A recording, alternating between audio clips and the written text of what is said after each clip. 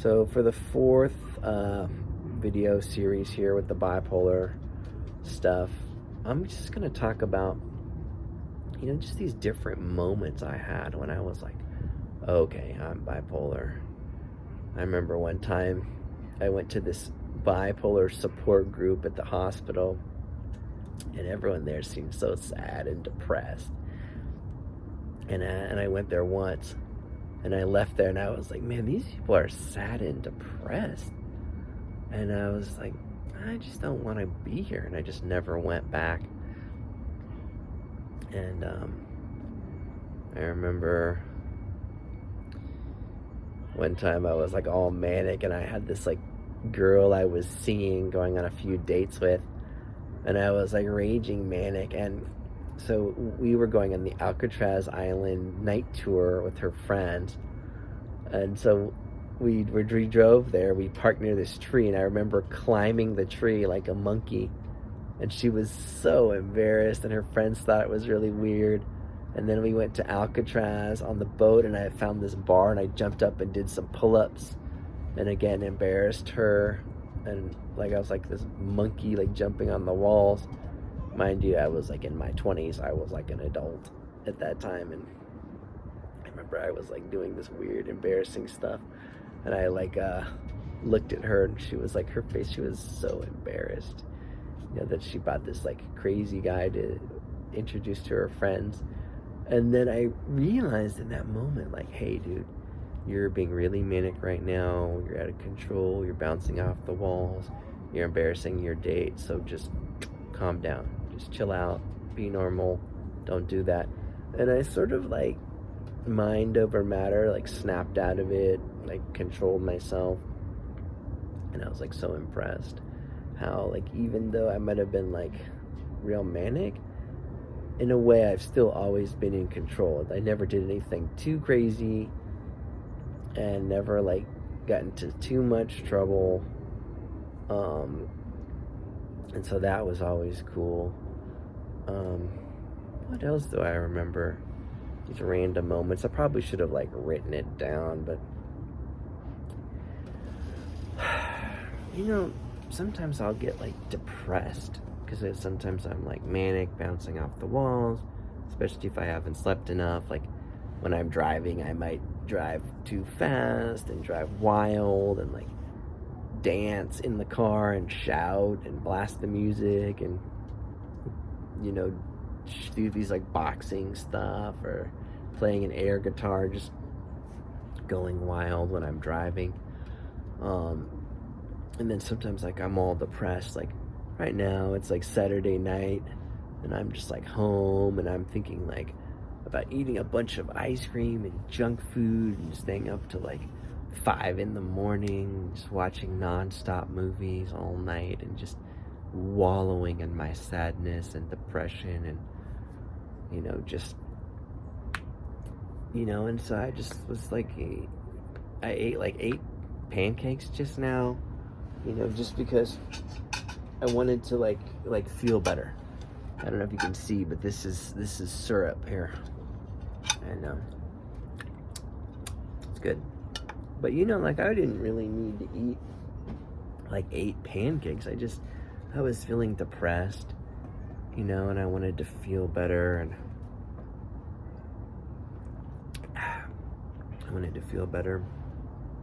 and then like I just got into this habit, and so then after that I might like eat more food, a bunch of food, and like last night I had like 2 pints of ice cream, and I had like some pudding, and then I just ate all this food, and then I was like so sick, my stomach was all sick, and I just sat in this recliner and watched Netflix until like 3 a.m, and then I went to bed, and my stomach hurt, and I didn't get enough sleep, and just being depressed is like, it's tough, because it's like you're depressed, and you don't want to eat all that junk food, and you don't want to watch movies and get sick and stay up late, but then you're thinking like, but what do I do? Like what do I do? And like part of me like wishes that, that I had like all these great friends and like a girlfriend, and like I could go out to some like restaurant or bar or club and have this wonderful time, and like, just like all this stuff. And then like maybe I'll like go for a walk by myself and I'll see these people in these groups and they're laughing and having a great time, and I'll like wish that I was them and I was that and I had that, but I don't.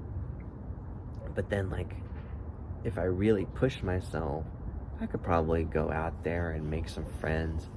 Like I went to this meetup event and I sort of made 2 friends, and I hung out with each of them one time, and then it didn't work out. And I was like, well, I tried. But being depressed and being lonely and a loner, it can be like so hard, because you might start to think of yourself as a loner and like think that you can't make friends and nobody likes you and like all this stuff. And then you stop trying, and then when you meet people, like you sabotage it, or you're just awkward and weird and they don't want to be your friend, but it's kind of your fault. And it's this whole sort of like downward self-perpetuating psychosis spiral thing. And that's not necessarily because I'm like bipolar and stuff, but I mean, maybe it's a part of it, maybe it isn't. But just breaking your habits and your thought pattern and depression, and especially if you're like introverted and shy and lonely, like really breaking that, it's kind of like this prison of your own mind, and it's not easy. And I don't know, it's just like, it's easy to find excuses. Like right now we've been having this problem with our shower, and we're like, I had to keep going to the plumbing store to get some parts, and like the plumber is like supposed to come next week, hopefully, and just can't fix it. And I like to work out, and so I was like doing some exercises, but then I didn't want to take a shower without the faucet, like pouring cups of water on myself from a pot, like someone who's homeless and stuff. And so I didn't take a shower, and I was like, well, since I'm sweaty, I'm not gonna go out. You can always find these excuses.